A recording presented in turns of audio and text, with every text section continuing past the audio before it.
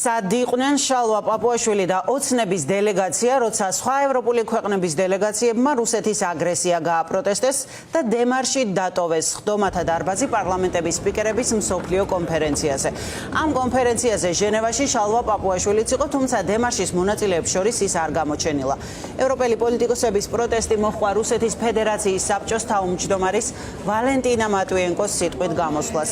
მატვიენკო, რომელიც ჟენევაში საგანგებო ნებართვით იყო ჩასული, ევროკავშირისა და ამერიკისგან სანქციები აქვს დაწესებული, მხარს უჭერს რუსეთის აგრესიას უკრაინაში და ამართლებს სამხედრო ოპერაციას მის ტერიტორიაზე. სურა პეტროსიანი გვერდდება ამ თემის დეტალებით, ის გაგვაცნობს პოლიტიკურ შეფასებებსაც. სოფა მორიგჯერზე საქართველოს მიეცა საშუალება, რომ გაეპროტესტებინა ოკუპაცია და ზოგადად რუსეთის აგრესია არა მხოლოდ ჩვენი ქვეყნის მიმართ, თუმცა ეს შანსი ისევ ქართული ოცნების ხელისუფლებამ ვერ და უпростоრად არ გამოიყენა.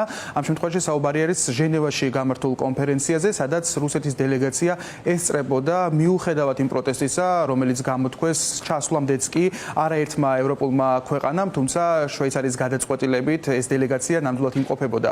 იქ და მეტიც ტრიბუნა, საერთაშორისო ტრიბუნა მორიგჯერზე გამოიყენეს პუტინის რიტორიკის გასავრცელებლად, მათ შორის არათუ აგრესიის გამართლებასაც, არამედ მეტიც თქვეს, რომ რუსეთს მოუწია უკრაინაში შეჭრა და ეს იყო აუცილებელი იმისთვის, რომ შეინარჩუნებინა სუვერენიტეტი. მოკლედ ეს არის ის პროპაგანდა, რომელსაც ავრცელებდა ვალენტინა მატვიენკო, რომელიც ფედერაციის საბჭოს თავმჯდომარე არის და საკანონმდებლო ორგანოში ფაქტობრივად პუტინის მარჯვენა ხელი არის და აი ამ ფონზე რიგმა ქვეყნებმა, მათ შორის უკრაინამ, ლატვიამ, ასევე ჩეხეთმა და ევროკავშირის წარმომადგენლობამ და გერმანიამ დატოვეს პროტესტის ნიშნად დარბაზი. სად იყო ამ დროს საქართველოს დელეგაცია, რომელსაც ამ შემთხვევაში ეგრეთ წოდებული პარლამენტის თავმჯდომარე შალვა პაპუაშვილი წარმოადგენდა, ჩვენთვის უცნობია, თუმცა არც ერთ საერთაშორისო მედიას არ უხსენებია ის, რომ საქართველოც იყო სწორედ იმ ქვეყნებს შორის, რომლებიც დემარში მონაწილეობდნენ. ჩვენ დილიდან გადავამოწმეთ არაერთი წყარო, მათ შორის უკრაინული მედია, საერთაშორისო მედია, ბრიტანული და ასევე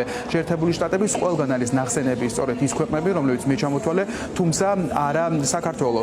ვიდეო თავდაპირველად დემარშისა გაავრცელა თავად უკრაინის რადას ვიცე-სპიკერმა, ეს არის ოლენა კონდრატიუკი, სადაც მან მადლობა უთხრა ყველა იმ ქვეყნის წარმომადგენელს, რომელმაც ასეთი ფორმით გამოხატა უკრაინელი ხალხის მხარდაჭერა იმ ვიდეოშიც და აღწერაშიც, რომელიც სოციალურ ქსელ X-ში გავრცელდა, საქართველოს ნახსენები არ იყო. დემარში მოვაწყოთ მატვიენკოს გამოსვლისას პარლამენტის სპიკერების მსოფლიო კონფერენციისა ჟენევაში. მიამაყება თითოეული ჩვენი პარტნიორი და კოლეგა. ეს არის დემარში აგრესორის წინააღმდეგ. ეს არის უკრაინელი ხალხის დიდი მხარდაჭერა. არ ლაპარაკობ იმაზე, რომ ადამიანს დაამთავრებული არ აქვს დიპლომატიური აკადემია, არ ლაპარაკობ იმაზე, რომ აღზრდა არ აქვს. პერფორმანსები, რომლებსაც აწყობენ, ყველასთვის ცნობილია. ფენენ დროშებს, რაღაც პლაკატებს. ამ ყველაფერს აწყობენ საკუთარი სპონსორებისთვის ანგარიშის ჩასაბარებლად, თუ როგორ გაატარეს აქ რუსოფობიური პოლიტიკა. მათ კოღოს ნაკბენებზე, ამ კლოუნადებზე, რომლებსაც აწყობენ, უკვე აღარავინ რეაგირებს. ისინი თავიანთ თავებს უწევენ დისკრედიტაციას.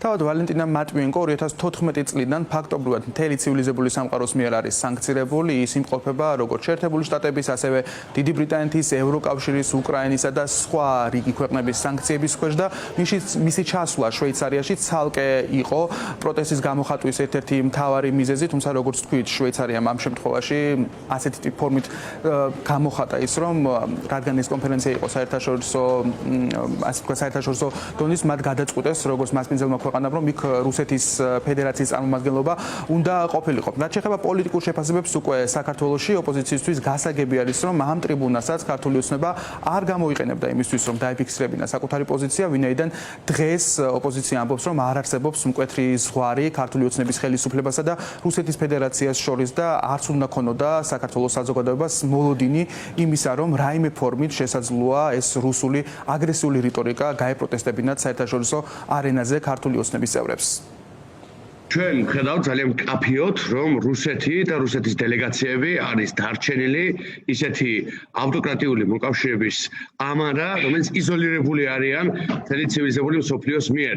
ამავე დროს შევხედავთ, რომ ქართული ოცნების დელეგაცია და ქართული ოცნება როგორც ჯერ კიდევ de facto მმართველი გუნდი არასდროს არ არის ის პოლიტიკური ძალა, რომელიც აჩვენებს საკუთარ კაფიო პოლიტიკურ ნებას რუსეთის და რუსული დელეგაციების მიმართ და შესაბამისად კიდევ ერთხელ ხედავთ, რომ ქართული ოცნება ეწერება იმ ავტოკრატიული სახელმწიფოების რიგში, რომელიც არ აფიქსირებს არავითარ წინააღმდეგობას რუსული ხელისუფლების მიმართ, რომელიც არის ფაშისტური ხელისუფლება და საქართველოს ისტორიული მტერი. ეს არავის არ უკვირს ვალენტინა მატვიენკოს და პუტინის სხვა დამქაშების დარბაზში მოსმენა კი არა, ჩვენ ვიცით თვითონ ამ რეჟიმის ბანდის ძალიან მაღალი რანგის სპეცსამსახურების და ძალოვანი სტრუქტურების წარმომადგენლების მხრიდან თუ როგორ პირდაპირ ინსტრუქციებს აძლევენ აქ საქართველოში სუსის და სხვა შენობებში მოკალათებული რუსი აგენტურა ამ რეჟიმს გასაკვირი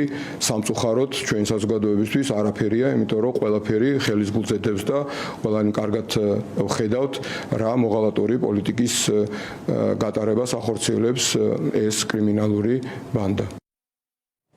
ჟენევაში პარლამენტის სპიკერების საერთაშორისო კონფერენციაზე შალო პაპუაშვილი უკვე მესამე დღეა იმყოფება, მან ტრიბუნა უკვე გამოიყენა გუშინ, თუმცა რისთვის ეს ცალკე საკითხია, კიდევ ერთხელ უნდა განიმარტოს, რომ ქვეყნების ჩამონათვალს ავრცელებს როგორც უკრაინა, ასევე სხვადასხვა საერთაშორისო მედია და საუბარი იყო, რომ დემარშის სახით ეს კონფერენცია დატოვა უკრაინამ, გერმანიამ, ჩეხეთმა და ლიტვამ, თუმცა საქართველო არც ერთ ამ წყაროში ნახსენები არ არის, რა აკეთებდა შალო პაპუაშვილი და ვის ხვდებოდა ეს ცალკე საკითხია ზოგადად დელეგიტიმაციის ფონზე ისინი ყველანაირ შესაძლებლობას იყენებენ რომ ვინმესთან მაინც გამართონ ოფიციალურის მსგავსი შეხვედრები და იმ წყაროზე დაყრდნობით რომელსაც თავად ქართული ოცნება ავრცელებს ჟენევაში მას ჰქონდა შეხვედრის შესაძლებლობა იორდანიის წარმომადგენლობასთან ასევე მალაიზიის და ბრაზილიის რესპუბლიკის წარმომადგენლობასთან